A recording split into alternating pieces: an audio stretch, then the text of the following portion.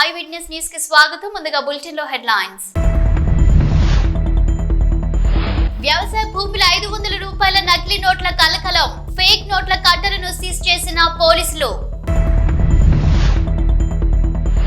Governor గౌరవించుకోవాలి.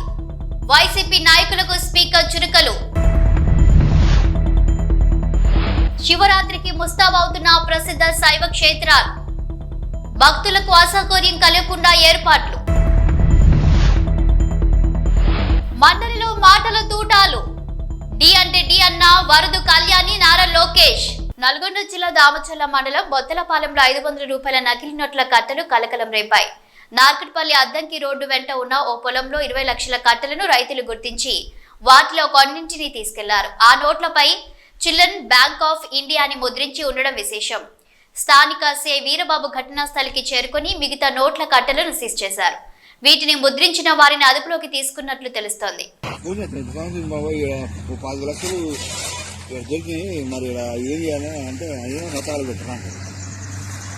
మంచిగా చెప్తారా అనుకుంటున్నారా?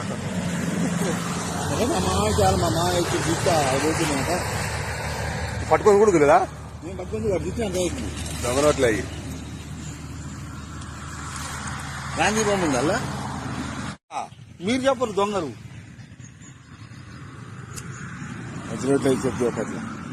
గవర్నర్ ఉభయ సభలను ఉద్దేశించి ప్రసంగిస్తున్న సమయంలో వైసీపీ ప్రవర్తించిన తీరుపై స్పీకర్ అయ్యన్న పాత్రుడు ఆగ్రహం వ్యక్తం చేశారు. నిన్నటి సంఘటన సభ్య సమాజం సిగ్గుపడేలా వైసీపీ నాయకులు వ్యవహరించారన్నారు. సీఎంగా పనిచేసిన వ్యక్తి పార్టీకి అధినేత జగన్ సభ్యత మరిచి ప్రవర్తించారని అన్నారు. పార్టీ సభ్యులు గందరగోళం చేస్తుంటే చూస్తూ నవ్వుతూ కూర్చున్నారే తప్ప వారిని ఆపే ప్రయత్నం చేయలేదని విమర్శించారు. ఉన్నతమైన వ్యక్తిని అగౌరవపరిచేలా ప్లెకార్డ్స్ పట్టుకొచ్చారని పోడియంపై విసిరేశారని అన్నారు.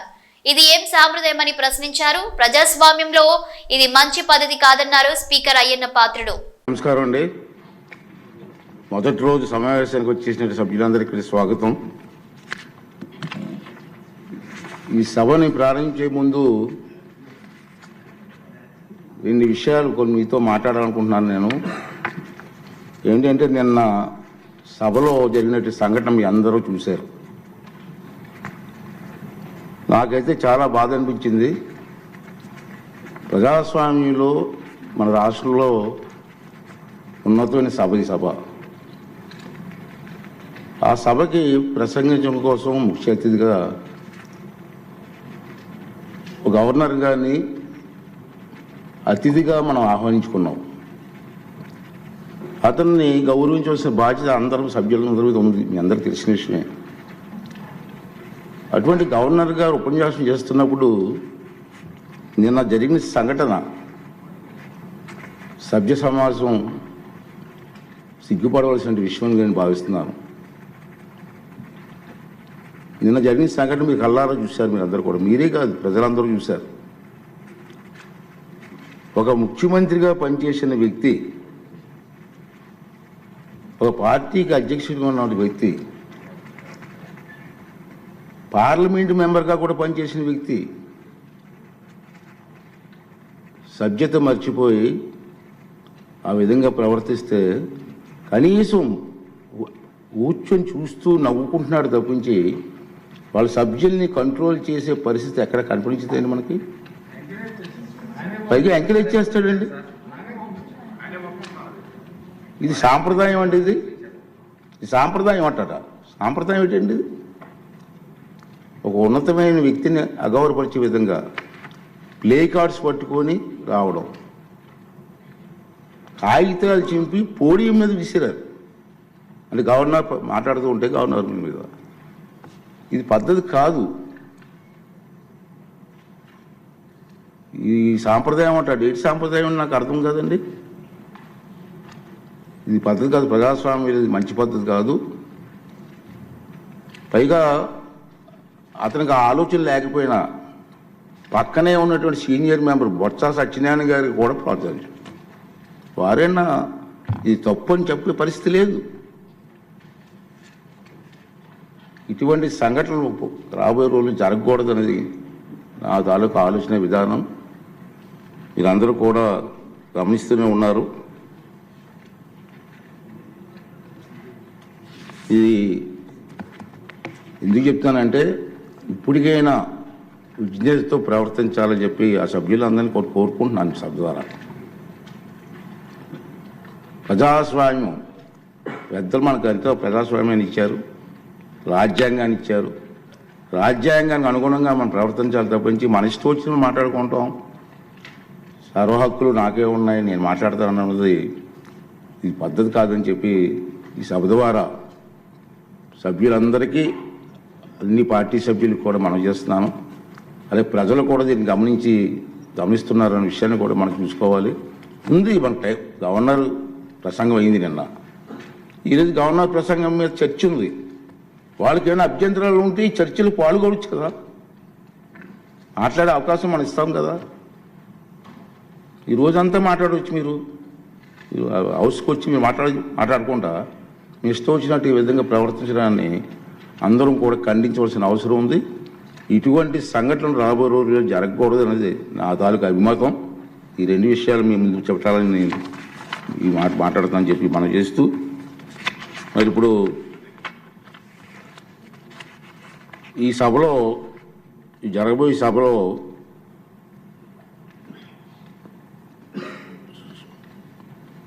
ప్యానల్ సభ్యులుగా మండల్ బుద్ధప్రసాద్ గారు, వరదరాజుల రెడ్డి గారు, జ్యోతుల్ నెహ్రూ గారు, కోళ్ళ లలిత్ కుమార్ గారు, దాసరి సుధ గారు, విష్ణు కుమార్ రాజు గారు వీరిని నియమించడం జరిగింది. ఆల్రెడీ మరి లాస్ట్ టైం కూడా అనౌన్స్ చేసాం. మధ్యలో ఏమన్నా గ్యాప్ వస్తే వాళ్ళు కూడా సభను నడిపించవలసిందిగా, వారిని కూడా రెడీగా ఉండవలసిందిగా మీ ద్వారా వాళ్ళని కోరుకున్నాను. ఏజెండాలో పేర్కొన్న మొదటి పత్రం సభ సమక్షంలో ఉంచినట్లుగా భావించవలను.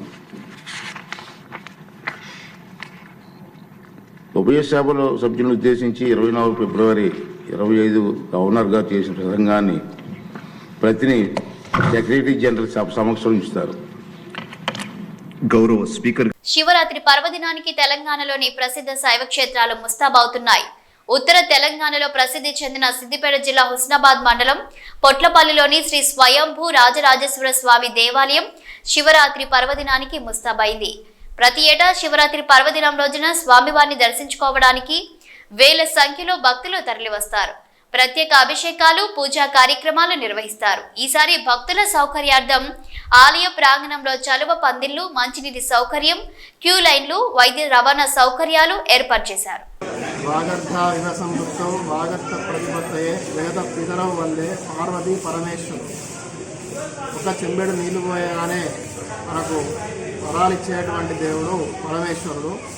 అటువంటి పరమేశ్వరుడు శ్రీ స్వయంభూ రాజేశ్వర స్వామిగా పొట్లపల్లి గ్రామం, హుస్నాబాద్ మండలం, జిల్లా సిద్దిపేట యందు 1996వ సంవత్సరం లోపల శ్రావణ మాస శివరాత్రి రోజున భూమిలో నుండి వెలువడడం జరిగింది. ఈ స్వామివారికి ప్రత్యేకత ఏమిటంటే బ్రహ్మసూత్రం కలిగి ఉండడం. ఇటువంటి బ్రహ్మసూత్రాన్ని కలిగి ఉన్నటువంటి స్వామివారిని ఒకసారి దర్శనం చేసుకున్నా కానీ, ఒకసారి పూజ చేసినా కానీ 100 సార్లు పూజ చేసినటువంటి ఫలితం వస్తుంది. ఈ స్వామివారు గ్రామం లోపల చిరువేరు పోచయ్య అనేటువంటి ఒక కుమ్మరి వారి ఇంటి పునాదుల లోపల భూగర్భం నుండి వెలువడడం జరిగింది. 96 నుండి 2006 వరకు ఊరి రేణుకానది తీరాన స్థలం తీసుకొని 3 ఎకరాల స్థలంలో ఈ భవ్యమైనటువంటి ఆలయాన్ని నిర్మించడం జరిగింది. ఈ నిర్మాణము రాజ నిర్మాణం కాబట్టి ఆలయం నిర్మించడానికి 10 సంవత్సరాల కాలం పట్టింది. అప్పటి నుండి దేవుడు వెళ్ళినప్పటి నుండి కూడా భక్తులు లక్షలాదిగా వచ్చి వారి యొక్క కోరికలు తీర్చుకుంటున్నారు. ఉడుపులు కట్టడం కానీ, ఇక్కడ కోడెముక్కలు కట్టడం కానీ, తర్వాత రుద్రాభిషేకము, వాహన పూజలు, నిత్యార్చనలు అన్నీ వైభవంగా జరుగుతాయి. ప్రతి సోమవారము, తర్వాత శ్రావణ మాసము, కార్తీక మాసము, మహాశివరాత్రి రోజున అత్యంత వైభవంగా జరుగుతాయి. మహాశివరాత్రి రోజున సుమారు 1 లక్ష మంది జనం వచ్చేటువంటి అవకాశం ఉంది. ఈ సంవత్సరం కూడా 1 లక్ష మంది వచ్చే అవకాశం ఉన్నందున దేవాదాయ శాఖ ధర్మాదాయ శాఖ వారి ఆధ్వర్యంలోనే ఆలయం నిర్వహించబడుతున్నది. ప్రస్తుతానికి భక్తులు సేద తీరడానికి లైట్ పెండల్స్ కానీ దేవాలయానికి లైటింగ్ అరేంజ్మెంట్ కానీ తర్వాత వచ్చేటువంటి సిబ్బందికి క్యాటరింగ్ కానీ కూడాలంకరణ కానీ ఇవన్నీ ఏర్పాట్లు జరుగుతున్నది. ప్రతి సంవత్సరం కూడా అనేక మంది భక్తులు వచ్చి వారి కోరికలు తీర్చుకుంటారు. సంవత్సరం మన హుస్నాబాద్ నియోజకవర్గానికి సంబంధించినటువంటి ఎమ్మెల్యేలు కానీ తర్వాత మంత్రులు కానీ ఈ కందగడ్డ ప్రసాదాన్ని ఇక్కడ వితరణ చేస్తారు. అట్లనే మన ఎంపీ గారు బండి సంజయ్ గారు చల్ల ప్యాకెట్లు అందించడం జరుగుతుంది. పొన్నం ప్రభాకర్ గారు ఈ సంవత్సరం 20 క్వింటళ్ల కందగడ్డను భక్తులకు అందజేస్తున్నారు. అట్లనే ఇంకా కొన్ని స్వచ్ఛంద సంస్థలు కూడా మజ్జిగ ప్యాకెట్లను అందిస్తున్నారు. మణిహాస్ వాటర్ ప్లాంట్ వాళ్ళు వాటర్ అందజేస్తున్నారు. శ్రీరామ్ కిడ్స్ వాళ్ళు కానీ ఇవన్నీ వాటర్ అందజేస్తున్నారు. బుధవారం రోజు మహాశివరాత్రి జాతర సందర్భంగా ఇట్టి జాతర ప్రత్యేకమైన మన శివరాత్రి రోజు స్వామివారికి అభిషేకాలు జరుగును. కావున భక్తులందరూ అధిక సంఖ్యలో పాల్గొనమనవి. ఇట్టి శివరాత్రి జాతరకు ఇచ్చేసే భక్తులు ఇది స్వయంభూరాజేశ్వర స్వామి క్షేత్రము, పొట్లపల్లి, హుస్నాబాద్ మండలము, హుస్నాబాద్ నియోజకవర్గం, సిద్దిపేట జిల్లా. ఇట్టి సిద్దిపేట నుండి బస్ సౌకర్యము, మరియు హన్మకొండ, కరీంనగర్ నుండి హుస్నాబాద్ నుండి బస్ సౌకర్యం కలదు. ఈ శివరాత్రి జాతరకు ఇచ్చేసే భక్తులకు అన్ని రకాల సదుపాయాలు, సలవ పందిలు అయిపోయింది, మంచినీటి సౌకర్యము, మజ్జిగ, పండ్లు, వైద్య శిబిరమైన రెవెన్యూ వాళ్ళు, రోడ్డు ఇవన్నీ కల్పిస్తున్నారు. మండలిలో నారా లోకేష్ వర్సెస్ వరద కళ్యాణి మధ్య మాటల తూటాలు పేలాయి. ఇరువురు ఎక్కడ తగ్గకుండా తమదైన శైలిలో ప్రజా సమస్యలపై గొంతెత్తారు.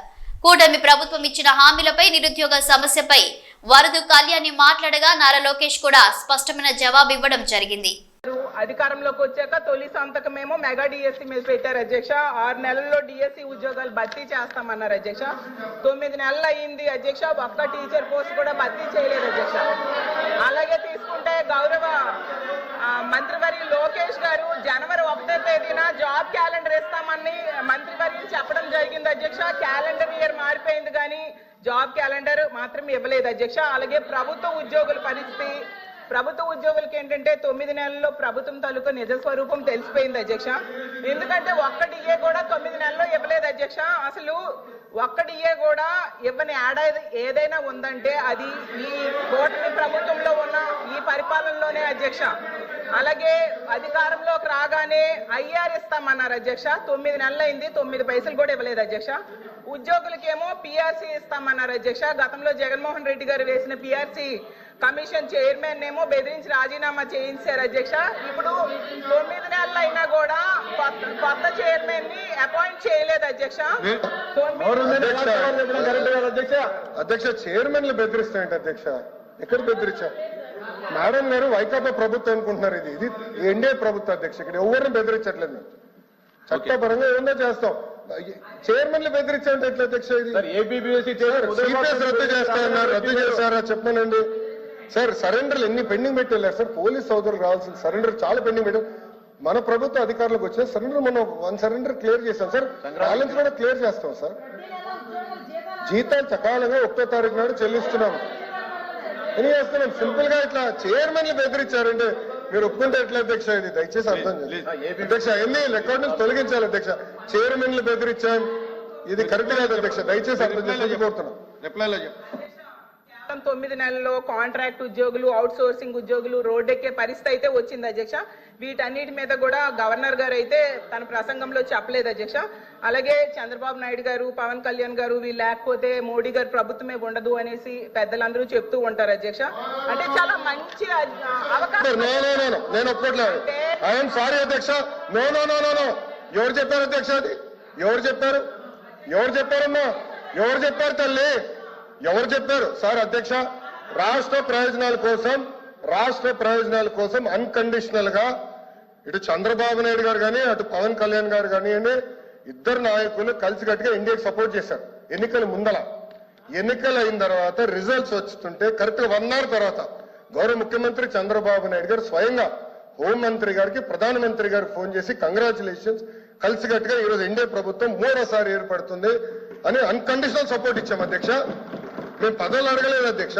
రాష్ట్రానికి నిధులు ఇవ్వండి, రాష్ట్రాన్ని కాపాడండి, దివాలా ఎత్తేసింది, చాలా ఆర్థిక ఇబ్బందులు ఉంది, గత ప్రభుత్వం చేతకంతనం వల్ల ఇబ్బంది పడుతున్నాం, మీరు ఆదుకోండి అని చెప్తే రైల్వే జోన్ తీసుకొచ్చా అధ్యక్ష, విశాఖ ఉక్కుని కాపాడే అధ్యక్ష, చివరి అమరావతిని నిధులకి తీసుకొచ్చా అధ్యక్ష, పోలవరంకి నిధులు తీసుకొచ్చా అధ్యక్ష. అది ఈ రోజు మన ప్రభుత్వానికి ఉన్న చిత్తశుద్ధి అధ్యక్ష. మేము ఎక్కడ చెప్పలేదు అధ్యక్ష, దయచేసి మేడం గారు విత్డ్రా దట్ పాయింట్. మేము ఒప్పుకోవట్లేదు అధ్యక్ష. అది మటుకు ఏదో మేము సపోర్ట్ చేయకపోతే మేము ఎక్కడో చెప్పినట్లు ఇది సత్యదూరం అధ్యక్ష. మేడం గారు విత్డ్రా దట్ పాయింట్ అధ్యక్ష. ఇది చాలా సీరియస్ గా మేము తీసుకుంటాం అధ్యక్ష. అందరూ అంగీకరించాల్సిన నిజం, మన రాష్ట్రంలో ఉన్న ఎంపీల మీద కేంద్ర ప్రభుత్వం ఆధారపడి ఉంది అనేది నిజం కదండి అధ్యక్ష. సో ఇది చాలా మంచి అవకాశం అని చెప్తున్నారు అధ్యక్ష. అధ్యక్ష చూడండి అధ్యక్ష, మాట మార్చుతారు. స్టేట్మెంట్ ఏంటి, మనోడే రాస్తున్నారు, స్టెనో ఉన్నారు, స్టేట్మెంట్ ఏంటి అధ్యక్ష? నేను అది రికార్డ్ నుంచి తొలగించాలి అధ్యక్ష. అది సీరియస్ అలిగేషన్. సీరియస్ అలిగేషన్ చేశారు మేడం గారు, మా పైన ఆరోపణలు చేస్తున్నారు.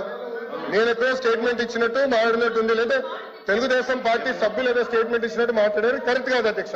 నో మేడం గారు విత్డ్రా దట్ అధ్యక్ష. చాలా స్పష్టంగా అధ్యక్ష, మేడం గారు ఏమన్నారంటే మేము ఎక్కడో స్టేట్మెంట్ ఇచ్చినట్టు, మా పైన కేంద్ర ప్రభుత్వం ఆధారపడి ఉంది అని వక్రీకరిస్తూ మేడం గారు స్టేట్మెంట్ ఇచ్చారు అధ్యక్ష. నేను మళ్ళీ చెప్తున్నా, అన్కండిషనల్ సపోర్ట్ చేశాం, రాష్ట్ర ప్రయోజనాల కోసం చేశాం. గత 9 నెలలు పూర్తి చేయలేదు సార్. మీరేమన్నారు అధ్యక్ష? ఒక్క నిమిషం, మీ నాయకులు ఏమన్నారు అధ్యక్ష? పులివెందుల ఎమ్మెల్యే ఏమన్నారు? గతంలో మెడలో ఉంచి ప్రత్యేక హోదా తెస్తాన్నారు. ఏమైంది? ఒక్క నిమిషం సార్, మేము 2024 ఎన్నికల్లో ఏం చెప్పాం? డబుల్ ఇంజిన్ సర్కార్ అని చెప్పాం. డబుల్ ఇంజిన్ సర్కార్ ఇప్పుడు వచ్చింది. కేంద్రం రాష్ట్రం ఒకే ప్రభుత్వం ఉంది. రైల్వే జోన్ ఎవరు కాపాడారా? నేను కాపాడాను. విశాఖకు మీరు పెద్ద పెద్ద మాటలు మాట్లాడుతున్నారు. 13,000 కోట్లు చంద్రబాబు గారు పైన నాయకత్వం మేము తీసుకొచ్చాం అధ్యక్ష.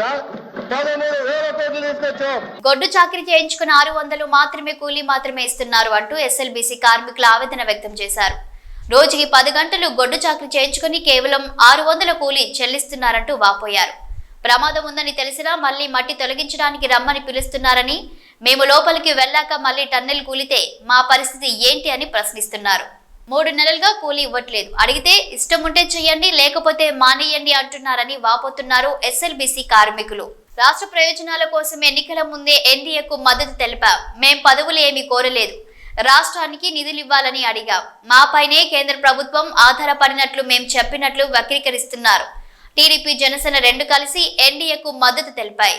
రైల్వే జోన్ తెచ్చాం, విశాఖ ఉక్కుని కాపాడాం, అమరావతి పోలవరానికి కేంద్రం నుంచి నిధులు తీసుకొచ్చాం. నేను ఒప్పుకోట్లేదు. ఐఎమ్ సారీ అధ్యక్ష. నో ఎవరు చెప్పారు అధ్యక్ష? అది ఎవరు చెప్పారమ్మా? ఎవరు చెప్పారు తల్లి? ఎవరు చెప్పారు సార్? అధ్యక్ష, రాష్ట్ర ప్రయోజనాల కోసం అన్కండిషనల్ గా ఇటు చంద్రబాబు నాయుడు గారు కానీ అటు పవన్ కళ్యాణ్ గారు కానివ్వండి, ఇద్దరు నాయకులు కలిసికట్టుగా ఇండియాకి సపోర్ట్ చేశారు. ఎన్నికల ముందల, ఎన్నికలు అయిన తర్వాత రిజల్ట్స్ వస్తుంటే కరెక్ట్ గా 1 hour తర్వాత గౌరవ ముఖ్యమంత్రి చంద్రబాబు నాయుడు గారు స్వయంగా హోంమంత్రి గారికి, ప్రధానమంత్రి గారు ఫోన్ చేసి కంగ్రాచులేషన్స్, కలిసికట్టుగా ఈరోజు ఎన్డీఏ ప్రభుత్వం 3వసారి ఏర్పడుతుంది అని అన్కండిషనల్ సపోర్ట్ ఇచ్చాం అధ్యక్ష. మేము పదవులు అడగలేదు అధ్యక్ష. రాష్ట్రానికి నిధులు ఇవ్వండి, రాష్ట్రాన్ని కాపాడండి. దివాలా ఎత్తేసింది, చాలా ఆర్థిక ఇబ్బందులు ఉంది, గత ప్రభుత్వం చేతకంతనం వల్ల ఇబ్బంది పడుతున్నాం, మీరు ఆదుకోండి అని చెప్తే రైల్వే జోన్ తీసుకొచ్చా అధ్యక్ష, విశాఖ ఉక్కుని కాపాడే అధ్యక్ష, చివరి అమరావతిని నిధులకి తీసుకొచ్చా అధ్యక్ష, పోలవరంకి నిధులు తీసుకొచ్చా అధ్యక్ష. అది ఈ రోజు మన ప్రభుత్వానికి ఉన్న చిత్తశుద్ధి అధ్యక్ష. మేము ఎక్కడ చెప్పలేదు అధ్యక్ష. దయచేసి మేడం గారు విత్డ్రా దట్ పాయింట్. మేము ఒప్పుకోవట్లేదు అధ్యక్ష. అది మటుకు ఏదో మేము సపోర్ట్ చేయకపోతే మేము ఎక్కడో చెప్పినట్లు ఇది సత్యదూరం అధ్యక్ష. రోడ్డు పక్క హోటల్లో టిఫిన్ చేసిన పీసీసీ చీఫ్ మంత్రి పొన్నం ప్రభాకర్లు పట్టభద్రుల ఎమ్మెల్సీ ఎన్నికల ప్రచారంలో భాగంగా సిద్దిపేట నుండి కరీంనగర్ వెళ్తుండగా శనిగారం వద్ద రోడ్ సైడ్ హోటల్ వద్ద ఆగి టిఫిన్ చేస్తూ కార్యకర్తలతో పీసీసీ చీఫ్ మహేష్ కుమార్ గౌడ్, మంత్రి పొన్నం ప్రభాకర్లు ముచ్చటించారు. ఎమ్మెల్సీ ఎన్నికల్లో ఎవరికి ఓటేస్తారని అడిగి తెలుసుకున్నారు. హోటల్లో ఉన్న వారందరితో మంత్రి పేరు పేరున అడిగి ముచ్చటించారు.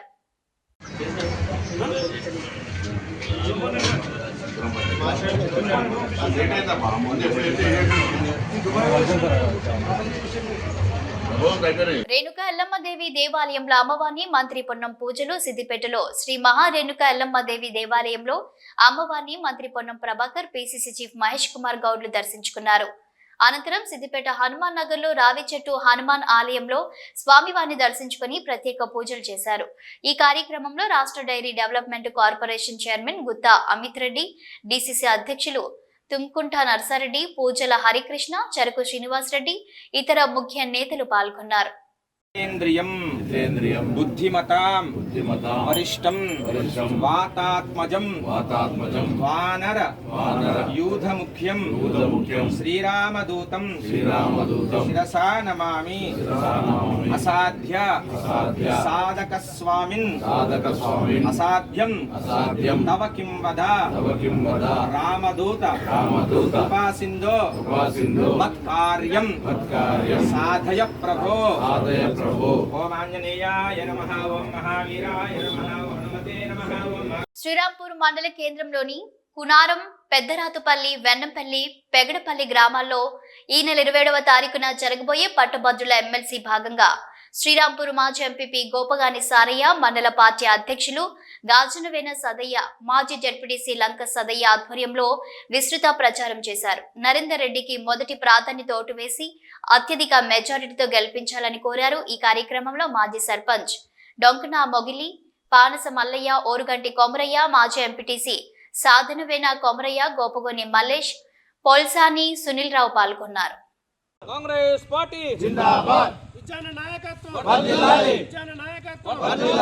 పట్టభద్రుల ఐక్యత, పట్టభద్రుల ఐక్యత, పట్టభద్రుల ఐక్యత. ప్రభుత్వానికి పట్టభద్రులకు వారధిగా ఉండేటువంటి నరేందర్ రెడ్డి గారిని, ప్రభుత్వానికి పట్టభద్రులకు వారధిగా ఉండేటువంటి నరేందర్ రెడ్డి గారిని. జై కాంగ్రెస్, జై కాంగ్రెస్, జై కాంగ్రెస్, జై కాంగ్రెస్. నరేందర్ రెడ్డికి మొదటి ప్రాధాన్యత ఓటు ఇచ్చి గెలిపించాలి. పట్టభద్రుల ఎమ్మెల్సీ ఎన్నికల్లో కాంగ్రెస్ అభ్యర్థి ఆల్ఫోర్స్ నరేందర్ రెడ్డికి మొదటి ప్రాధాన్యత ఓటు ఇచ్చి గెలిపించాలని కాల్వ శ్రీరాంపూర్ మాజీ ఎంపీపీ కాంగ్రెస్ నాయకులు గోపగోని సారయ్య గౌడ్ కోరారు. పెద్దపల్లి జిల్లా కాల్వ శ్రీరాంపూర్ మండలంలోని పెగడపల్లి గ్రామంలోని సన్షైన్ పాఠశాల సరస్వతి విద్యాలయంతో పాటు గ్రామంలో పట్టభద్రుల ఎమ్మెల్సీ ఎన్నికల్లో కాంగ్రెస్ అభ్యర్థి ఆల్ఫోర్స్ నరేందర్ రెడ్డికి మద్దతుగా మాజీ ఎంపీపీ కాంగ్రెస్ నాయకులు గోపగోని సారయ్య గౌడ్ పట్టభద్రులను కలిసి కాంగ్రెస్ అభ్యర్థి ఆల్ఫోర్స్ నరేందర్ రెడ్డికి మొదటి ప్రాధాన్యత ఓటు ఇచ్చి గెలిపించాలని వారు కోరారు. ఈ సందర్భంగా మాజీ ఎంపీపీ మాజీ గోపగోని సారయ్య గౌడ్ మాట్లాడుతూ ఈ నెల 27న జరిగే పట్టభద్రుల ఎమ్మెల్సీ ఎన్నికల్లో ముఖ్యమంత్రి రేవంత్ రెడ్డి, కాంగ్రెస్ పార్టీ అధిష్టానం పార్టీ బలపరిచిన అభ్యర్థి ఆల్ఫోర్స్ నరేందర్ రెడ్డికి మొదటి ప్రాధాన్యత ఓటు వేసి గెలిపించాలని వారు కోరారు. కాంగ్రెస్ ప్రభుత్వం వచ్చిన సంవత్సరంన్నర కాలంలోనే 54,000 ఉద్యోగాలు ఇచ్చిన ఘనత కాంగ్రెస్ ప్రభుత్వానికి దక్కుతుందన్నారు.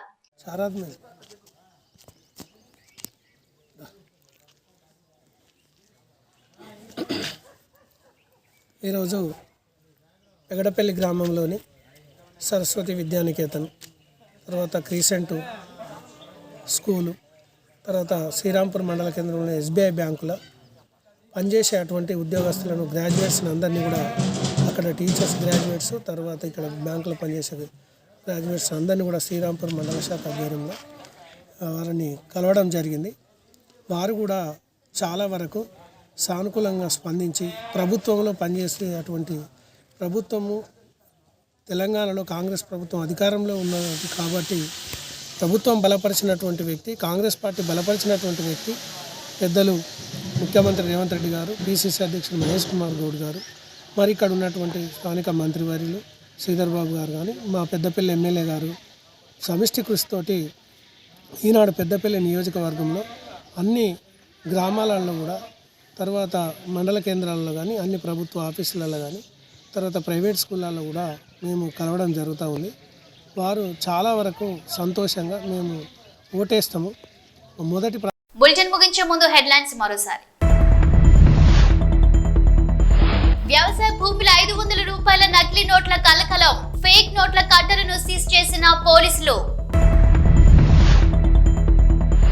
గవర్నర్ గౌరవించుకోవాలి, వైసీపీ నాయకులకు స్పీకర్ చురుకలు.